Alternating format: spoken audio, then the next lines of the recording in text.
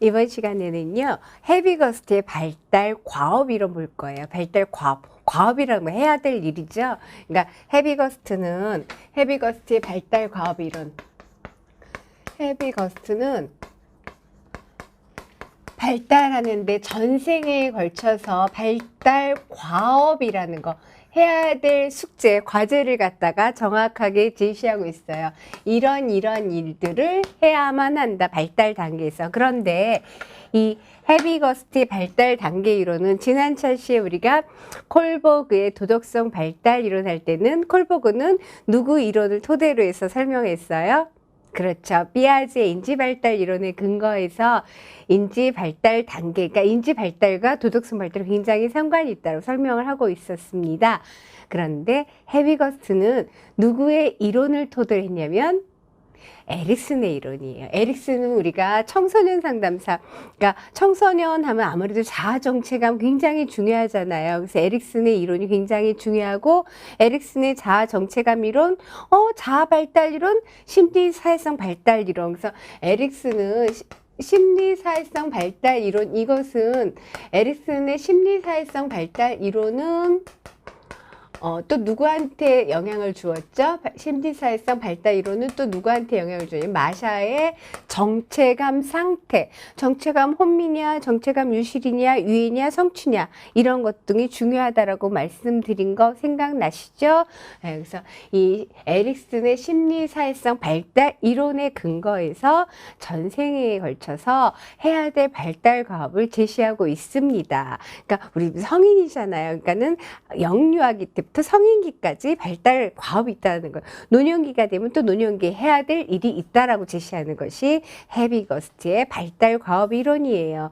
그러니까 뭐 이것은 뭐 사회문화적 차이 조금 다르긴 하지만은 일반적으로 내가 속해 있는 문화권에서 해야 될 일, 그러니까는 행동 목록을 제시하고 있어요. 발달 과업을 제시하고 있다는 건 구체적인 행동 목록을 제시하고 있어요. 전생에 걸쳐서 해야 될 행동 목록을 제시하였기 때문에 이것은 어린아이들만이 아니라 전생에 노년기까지도 해야 될 일이, 발달해야 될 과업이 있다라고 제시를 하기 때문에 이게 평생 교육과 굉장히 중요해요. 평생 교육에 공헌했다, 이렇게 볼 수도 있어요. 전생에 걸쳐서 해야 될 일을 제시하고 있다. 그래서 발달 과업이라는 건 뭐냐? 왜 이런 숙제가 있냐? 과업이, 숙제라니까 좀 그런가요? 해야 될 일이 있냐? 인간이 태어나서부터 죽음에 이르기까지, 그것이 우리가 발달이라고 하죠. 해야 될 일들인 거예요. 왜 발달하냐? 환경에 적응하기 위해서 해야 되는 거예요. 환경에 적응하기 위해서 각 발달 단계에서 반드시 성취해야 될 개인의 과업이라고 이렇게 규정을 할 수가 있습니다. 그래서 발달 단계에서 예를 들어서 이제 단계를 구분할 건데요. 그 단계마다 해야 될 일을 제대로 성취하면 그 다음 단계 잘 적응할 수 있는데, 전에 것을 성취하지 못한다면 그 다음 게 하기가 어렵게 되겠죠. 예를 들어서 아주 단순하게요. 걷는 것을 배우지 못한다면 뛰는 거 할 수가 있어요, 없어요? 없지요. 이런 것을 구체적으로 제시하고 설명하고 있는 것이 헤비거스트의 발달 과업 이론입니다. 그래서 이 발달 과업의 특징, 각 발달 단계마다 해야 될 일이 있다 없다? 있다라는 거예요. 인생의 각 시기에 해야 될 행동이 있다. 획득해야 될 행동이 있다. 근데 그것을 갖다 아주 상세히 구체적인 목록으로 제시하고 있다라는 거죠. 그리고 이 질서와 계열성을 가지고 발달 순서에 따라서 하는데, 이것은 중요한 게 뭐냐? 에릭슨도 심리사회성 발달 단계, 결정적 시기, 크리티컬 피리어드를 얘기할 결정적 시기가 있다는, 해야 될 것들이 있다라는 거죠. 그래서 신뢰감 대 불신감 대 신뢰감을 성취해야 되는, 자율성 대 수치감, 회의감, 자율성을 성취하냐? 그렇지 못하냐, 주도성 대 주체감, 주도성을 성취하냐, 근면성 대 열등감, 청소년기의 자아 정체감 대 역할혼비, 그 다음에 청소년기 친밀감 대 고립감, 성년기에는 어떻게 생산성 대 침체감, 그 다음에 노년기가 되면 어떻게 해요? 자, 통정감 대 절망감, 해야 될 것을 결정하잖아요. 그러니까는 결정적 시기에 있다는 것처럼 헤비거스트 발달 과업에서 결정적 시기를 제언을 하고 있습니다. 정리? 앞에 발달 단계에 보행을 해야지 뛸 수 있다. 앞에 발달 단계는 다음 발달 단계 행동에 반드시 영향을 미친다라는 거예요. 그래서 전생에 걸쳐서 영유아기 때부터 어디까지? 노년기, 성인 후기까지 총 6단계로 설명을 하고 있습니다.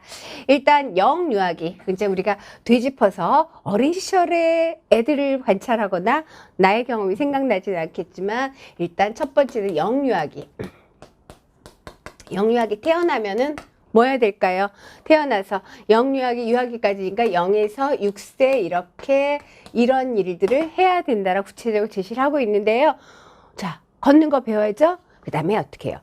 우리가 삐아제가 아니라 프로이트 하면 빠는 것도 중요하고 씹는 것도 중요해요. 구강기 욕구도 중요하죠. 그래서 우리 인간은 액체만 먹고 살면 안 돼요. 그거는 씹는 자극도 필요해요. 그건 뇌 발달에도 중요하고 치매 관리에도 중요해요. 도파민 형성되는 뿐만 아니라 세로토닌 형성되는데 중요하거든요. 이렇게 저작 운동이라고 하죠. 이거 굉장히 중요한데, 그러니까 딱딱한 음식 먹기를 배워야 되는 거, 그리고 어떻게 이때 하는 거.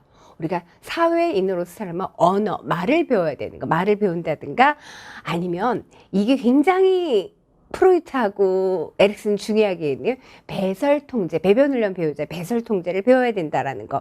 그리고 여기 보면 성 역할 개념을 이제 남자냐 여자냐 이런 것을 알기 시작하는 거여서 이때 중요한 건 다른 건 다 성 역할에 관해서 성 역할 여자 역할, 남자 역할. 나중에 진로 발달 이론에서도 성 역할 중심으로 진로 발달을 설명하는 학자도 있거든요. 어린 시절 요 시기 이후에. 그래서 보게 되면은 이때는 성 역할 개념을 아는 거죠.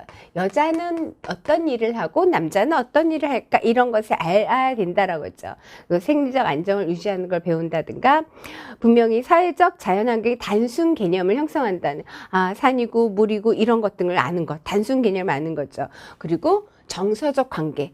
인간은 태어나 사회적 존재있죠. 그래서 가족이라는 속에서 그래서 부모하고 형제하고 아니면 타인과의 굉장히 정서적 유대관계를 배워요. 선악 구별하고 이때 양심이 완성되는 것이 아니라 프로이트가 양심이라는 건 언제 나타난다고 했어요. 슈퍼 에고는 언제 나타난다고 했죠?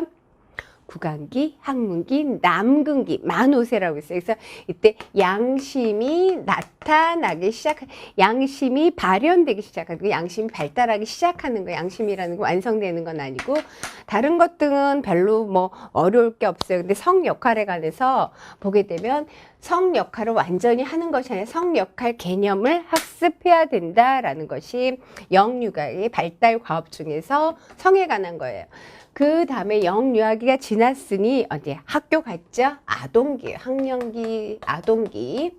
그래서 6세에서 12세 아동기에는 어떤 거예요? 학교 가서 뭐 해야 돼? 기본적으로 해야 될 게 뭐 있죠? 일상생활에 필요한 신체적 기술을 익히지만 여러분들 학교 가면 어떻게 해요? 초등학교 가면은 초등학교 가기 전에 어머니들 아이들이 읽고 쓰기 막 가르치려고 하시죠. 그렇게 무리하게 하지 않으셔도 되는데 기본적으로 3RS 해야 되는 거죠. 이거는 잘 아실 거예요. 3RS. 읽고 쓰고 세마기를 배워야 된다. 그리고 동년 친구 사귀는 방법도 알아야 되는 거고요. 그리고 자신에 대한 뭐 건전한 태도 형성한다든가 영유아기든 자연현상 그런 것들 일반적인 개념, 단순 개념이 형성된다면은 일상생활에 필요한 개념들을 형성하는 시기가 아동기라고 합니다. 그리고 이때 비로소 성역할 개념이 아니라 남녀 간의 성 역할. 이제 이거는 남자는 누구고 여자는 누구고 이런 거 남자 여자 구분을 하기 시작하는 그런 시기가 영유아기라면은 아동기에는 무엇을 해야 되냐면요. 성 역할을 배운다는. 성 역할 개념이 성 역할을 배움. 개념만 아는 것이 성 역할을 배운다는 것, 배워야 된다는 거죠. 그리고 이제 학교 들어가서 집단 속에서 생활하는 것을 하게 되잖아요. 그래서 사회 집단, 사회 제도에 대한 이런 태도가 발달하는 시기가 아동기입니다. 자, 3RS가 중요한 성 역할을 배우는 시기입니다. 그 다음에 세 번째 단계는 어떤 단계이냐? 우리 굉장히 관심 가져야 되는 어떤 단계? 청소년기. 그래서 12세에서 18세 청소년기는 특징이 뭐냐? 청소년기는 이제 성숙한 남녀 관계를 형성하게 되는 시기가 청소년기. 그리고 내 신체를 잘 수용하고 효과적으로 조정하는 거. 그러니까 자기를 받아들이려고 좀 노력을 해야 되는 단계. 그리고 남녀 간의 사회적 역할. 이때는 그냥 단순 성 역할이면은 남녀 간의 사회적 역할. 남녀 간의 사회적 역할을 학습하게 되는 시기. 학습해야 된다는 거죠. 남녀 간의 사회적 역할을 학습한다. 그리고 청소년기는 어때요? 완전히 부모로부터 독립은 못해요. 경제적으로. 그렇지만은 이때 중요한 것은 뭐냐면은 정서적, 성인으로부터, 부모로부터, 대부분 성인으로부터 어떤 독립을 하냐면은 정서적인 독립을 해야 되는 시기죠. 정서적 독립. 그래서 청소년기를 무슨 시기라고 해요? 이때 영유아기, 태어나서 이유식 먹는, 이유식 하는 이유기가 있잖아요. 그런데 이때는 어떤 이유기? 심리적 이유기가 청소년기가 되잖아요. 그래서 청소년기는 성인으로부터 정서적인 독립을 해야 된다. 그러니까 아주 이중적인 것이 청소년기예요. 그러니까 보호를 원하면서도 정서적인 독립을 하고 경제적인 독립을 아직 하지 못하죠. 그리고 우리가 청소년기 되면은 지금 현재 우리나라에서 자유학기제 진로 탐색 언제 많이 해요? 고등학교도 계속 진행하고 있지만 자유학기제는 언제? 청소년기 중에 중학교예요. 그러면 내가 어떠한 진로, 앞으로 어떻게 살아가서 어떤 진로를 선택해야 되는지 그거에 대한 도움을 주는 것이 자유학기제죠. 그런 활동을 중요하게 생각하는 거. 그래서 이때 보면 직업을 설계하는 거죠. 완전히 직업 선택을 해서 일을 수행하는 건 아니에요. 그래서 직업 선택, 난 어떤 직업을 가질까? 그 진로 탐색을 하고 그에 대한 준비를 하는 시기. 그리고 시민생활에 필요한 지식, 태도를 함양해야 되는 시기. 사회적으로 책임 있는 행동을 원하고 실천하는 거. 진로를 설계하는 것처럼 가정생활을 준비하는 거죠. 아직 하는 건 아니에요. 그래서 그런 거. 그리고 뭐 이렇게 과학적으로 체계적인 가치관, 윤리관을 확립하는 시기가 청소년기예요. 성인으로부터 정서를 독립하고 미래 생활에 대해 준비해야 되는 시기입니다. 그러면 이제 성인 전기는 청년기에 해당이 되겠죠. 성인 전기는 청년기에 해당이 되는데 18세에서 30세 이렇게 헤비거스트가 나눴는데요. 30세. 그러면은 이때는 미래에 대해 준비를 했잖아요. 그러면 실천이 들어가는 단계가 어떤 단계다? 성인 초기가 되겠죠. 그래서 시민으로서 사회적 의무를 다한다든가 아니면 생활의 경제적 표준을 설정해 수행한다든가 그리고 청소년기 자녀를 훈육하고 선도한다. 이거는 성인, 제가 잘못 이상했죠. 청소년기 자녀가 없잖아요. 그건 성인 중기에 해당이 되고 성인 전기로 갈게요. 갑자기 청소년기 자녀가 어디 생겨요? 결혼을 해야죠. 성인 전기로 가면은 이제 결혼 생활을 하게 되는 시기가 되겠죠. 그래서 배우자를 선택하고 가정 생활을 시작하는 단계. 그리고 태어난 자녀를 양육하고 그다음에 원만한 가족 관계를 유지해야 되는 거. 이건 어렵지가 않잖아요. 그리고 직업을 선택해서 최소한 경제적 생활을 내가 유지하는 단계가 성인 전기입니다. 청소년기는 준비를 하고 이제 실천을 하는 단계라고 그랬어요. 그리고 변화하는 사회문화에 익숙해지고 그리고 자기 성장 욕구를 끊이면서 시민의 의무를 완수하는 시기, 이게 성인 전기라고 보면 이제 성인 중기가 되면은 아까 청소년기 자녀를 성인 중기 이제 아이가 컸어요. 성인 중기는 30세에서 55세 그리고 55세 이후는 노년기가 되겠죠. 성인 후기가. 그러면 이때는 청소년기 자녀가 있으니까 이 자녀를 잘 양육하는 것이 굉장히 중요하겠죠. 그래서 시민으로서의 사회적 의무를 다하고 사회의 생활 경제적 표준을 설정하고 그리고 청소년기 자녀를 훈육한다. 성인으로 적절한 여가 그리고 배우자 인격적 관계 형성에 대해서 얘기를 하고 있습니다. 배우자의 인격적 관계에 대해서 얘기를 하고 있고요. 그 다음에 중년기, 요동치는 중년기에 청소년기에도 생리적 변화가 있어서 자기 신체를 수용하고 이걸 잘 조정하는 것도 헤비거스트가 말하는 청소년기 발달 과업인 것처럼 중년기 때도 이제 신체 변화가 생기겠죠. 청소년기도 호르몬 변화로 한 신체 변화가 생기듯이 중년기도 호르몬 변화로 한 신체 변화가 생깁니다. 그래서 중년기 생리적 변화가 생기면은 그걸 어떻게 해요? 인정하고 받아들이는 거. 이것도 굉장히 중요한 발달 과업으로 제시하고 있습니다. 그리고 지금 청소년기 아이들을 갖다 잘 양육하는, 그러니까는 지금 더 큰 아이들 잘 양육하는 것도 못지않게 여기서 노부모 봉양하는 것도 헤비거스트 얘기를 하고 있어요. 그래서 그 다음에 노년기가 됐어요. 성인 후기가 되면은 성인 중기에도 나의 그 변화를 갖다 받아들여야 하는 것처럼 55세 이후 노년기가 되면은 이때도 변화를 잘 받아들이고 이제 생애 정리를 하는 그런 것도 잘 받아들여야겠죠. 그래서 체력 감퇴하는 거, 건강에 적응해야 된다. 그다음에 은퇴하면은 수입이 감소되죠. 그러면 거기에 대해도 적응을 해야겠죠. 그러니까는 신체적인 열세, 그 경제적 열세에도 잘 적응할 수 있도록 하는 것이 헤비거스트가 말하는 노년기, 성인 후기의 발달 과업 중에 중요한 과제입니다. 그리고 뭐 사회적, 시민적 의무를 계속 이행하는 것은 성인이 돼서 계속 해야 되는 거고요. 안타까운 얘기를 하면 안타깝고 받아들여야 돼. 준비를 해야 돼요. 그러니까는 성인 전기, 중기, 중기에는 뭐 내가 좀 중년기의 변화, 신체적 변화를 받아들여야 되는 것처럼 성인 후기가 되면은 배우자가 사망할 수도 있죠. 물론 그 전에도 있겠지만 일반적인 얘기니까 배우자 사망에 대해서 적응해야 되는 것도 헤비거스트 발달 과업으로 얘기하고 있습니다. 그래서 이때는 어떻게 해요? 한참 요때 아동기에 가면 또래 집단과 굉장히 교우관계, 집단에 가서 막 협정해서 친구들 사귀는 굉장히 중요했어요. 그런 것처럼 뭐 계속 발달하지만 뭐 청소년기도 다 친구는 다 중요해요. 근데 각각이 해야 될 과업 중에서 이때는 성인 전기나 중기는 이때는 뭐예요? 친구 관계를 강조하는 것보다 어떻게 해요?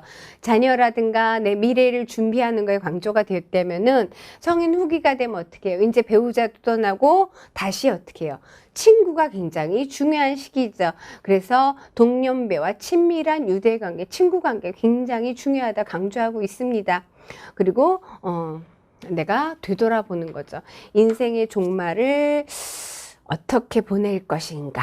이런 것도 고민을 잘 해야 되는 단계라는 거예요. 그러니까 아주 단순한 것 같지만은 헤비거스트가 전생에 관해서 이제 발달 과업을 제시하고 있는데 우리가 정말 인생을 살아가면서 생각해야 될 거 마구마구 달려오는 것뿐만 아니라 내가 부족해지는 거 신체적으로 경제적으로 부족할 때 어떻게 해야 되는 구체적으로 제시되는 건 굉장히 놀라운 이론이라고 저는 생각합니다.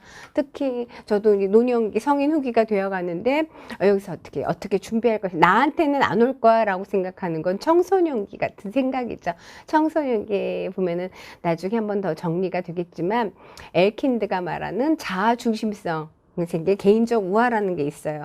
자아중심 상상 속의 청중 다른 사람이 나만 본다는 거 자기중심 생각이죠. 그리고 개인적 건 나한테는 그런 일이 안 생길 거야 라는 그런 개념이 청소년기에 있다라고 하는데 이때까지 그렇게 하면 안 되죠. 나한테도 그런 거 올을 때 받아들여야 된다라는 거. 우리가 지난번에 큐블러-로스의 죽음에 입각하는 그 과정 봤죠. 어떻게 해요? 처음에는 아니야. 그러다가 분노했다가 그 다음에 어떻게 해요? 타협하다가 그러니까 우울하고 수용하게 되는 거. 그러니까 이런 것처럼 인생에서 항상 혈기왕성한 시기가 아니라는 걸 잘 생각을 해야 될 것 같습니다. 그래서 전생에 걸쳐서 발달 과업을 제시하는 것, 그것이 헤비거스트가 에릭슨의 심리사회성 발달 이론을 근거로 해서 구체적으로 발달 과업을 제시한 이론이다라는 것. 그리고 이 발달 과업은 뭐예요? 교육 목표. 전생에 걸쳐서 해야 될 일이 있으니까는 교육 목표 설정 시 지표를 제시한다는 거죠. 그러니까 예를 들어서 아동기 때는 기본적으로 뭐 해야 돼? 3R 레슨 해야 된다는 거죠. 그러니까 읽고 쓰고 세마기를 지도하죠. 이런 것들. 그래서 평생 교육 내용, 교육 목표를 설정하는데 시사점을 줬다라는 굉장히 중요한 점이고요. 어떤 기능, 태도 습득에는 크리티컬 피오리드 결정적 시기가 있다라는 거. 그래서 이 전생에 걸쳐서 해야 될 것들이 이 앞 단계에서 해야지 그 다음 단계에 잘 발달한다. 그 과업을 수행하기에 용이하다라는 점을 강조한 것이 헤비거스트의 발달 과업 이론입니다. 헤비거스트 발달 과업 이론 시험 문제도 잘 나와요. 잘 나오는데 그렇게 어렵진 않을 텐데 이렇게 성역할 개념을 학습하냐, 성역할을 배우느냐 아니면은 성역할 사회적 관계를 학습하냐 여기 조금 혼돈될 것 같은 것만 제가 여기다 칠판에 메모를 했습니다. 잘 정리하시길 바랄게요. 자, 그 다음에는 어떤 거를 하나 정리할 거냐면요. 기출에 나왔던 걸 거기 참조로 하나 놨는데 아동기 정서 발달 특징이 있습니다. 아동기의 정서 발달. 우리가 정서도 발달하죠. 그래서 아동기의 정서 발달의 특징에 관해서 조금 정리를 하고 이 시간을 마치도록 하겠습니다. 아동기의 정서 발달 특징 보면은 영아기는 정서 발달에 가장 큰 영향을 미친 사람이 누구예요? 어머니죠. 보살펴준. 그래서 모성과의 관계 굉장히 중요해요. 그러니까는 양육자, 그러니까 그 먹여주고 재워주고 이렇게 보살펴주는 양육자 굉장히 중요한데, 그래서 타인의 정서를 가 굉장히 중요해요. 그런데 그 중에 누가 중요하다? 어머니가 굉장히 중요하다 그랬어요. 그런데 청소년기가 자꾸 입에 아동기, 여기 지금 아동기 정서 발달이니까 아동기 때는 여러 가지 상황을 고려해서 정서를 이해하는 능력이 좀 나타난다는 거. 그게 아동기예요. 그러니까는 딱 한 번에 한 가지 경험. 아, 즐거워. 슬픔. 우울 이런 건 다르니까 이렇게 독특한 제가 단순하게 한 가지 경험만을 하는 것이 아니라 그러니까는 한 가지 이상의 경험을 가질 수가 있다라는 거예요. 그러니까 정서에는 1차 정서하고 2차 정서가 있어요.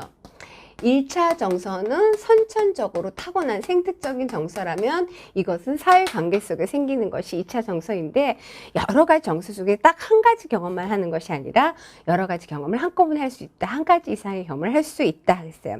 그리고 한 사람의 표정이 진짜 감정이 나타나요. 표정을 보고 영화 어릴 때는 그 표정이 기쁘면 기쁜 표정으로만 생각을 하거나 슬프면 슬픈 표정으로 생각을 하는데 아동기 때 그 표정이 절대 다는 아니라는 거. 보이는 것이 다는 아니구나. 이것을 알 수 있다라는 거예요. 사람 표정이 진짜 감정이 아닐 수도 있다.